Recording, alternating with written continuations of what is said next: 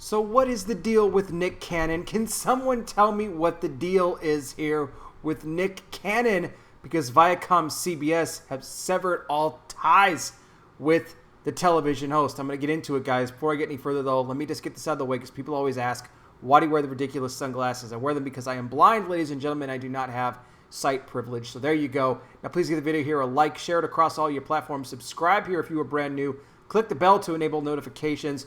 You won't get all of them, though, because YouTube doesn't like the content I talk about, so check my channel on a regular basis so you don't miss anything. You could also help support the channel on Patreon for as little as $5 a month at patreon.com/conservativetruth.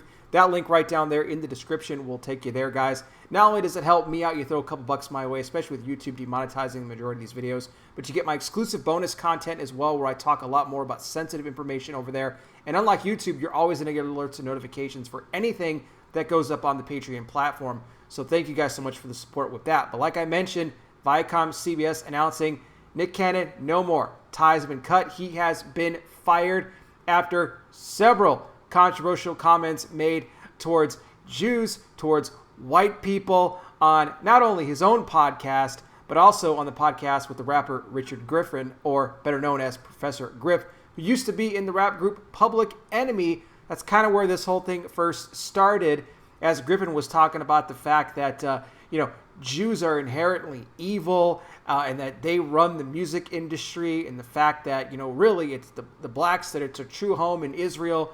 That belongs to us, not them. Cannon was agreeing with this whole thing, and even went so far as to say that, these white people, it's just, they just feel bad because they don't have, the kind of melanin that we do. They're lighter than we are. And so they act like savages out there because they're trying to compensate because they don't have the same skin color that we do. So they're not equal to us.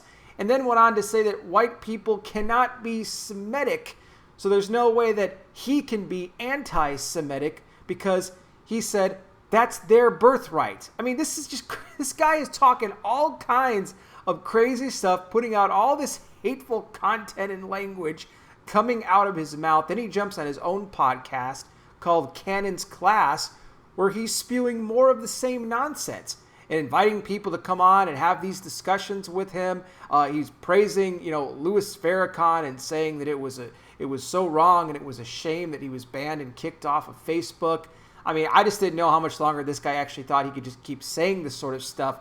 I know, demonizing Jewish people and white people. I always thought Nick Cannon was kind of a cool guy, but after all this, not so much anymore. So he's going to have to look for some other kind of employment at this point after ViacomCbs said, you're out of here, buddy. They couldn't keep him around anymore. I mean, they did the right thing. They had to get rid of this guy. And so, you know what? They have no problem getting rid of conservatives for things. So, you know what? It's good that they bounced him out of here, too. So this is a crazy story, guys. What do you think about this, the comments that Nick Cannon made? Are you surprised by it? Did you know this about him all along? Let me know down below in the comment section. I'll put more information on this in the description. Thank you so much for watching. I really do appreciate it. I'll be back with more. You guys take care. Please be safe out there. God bless each and every single one of you, and I'll talk with you soon.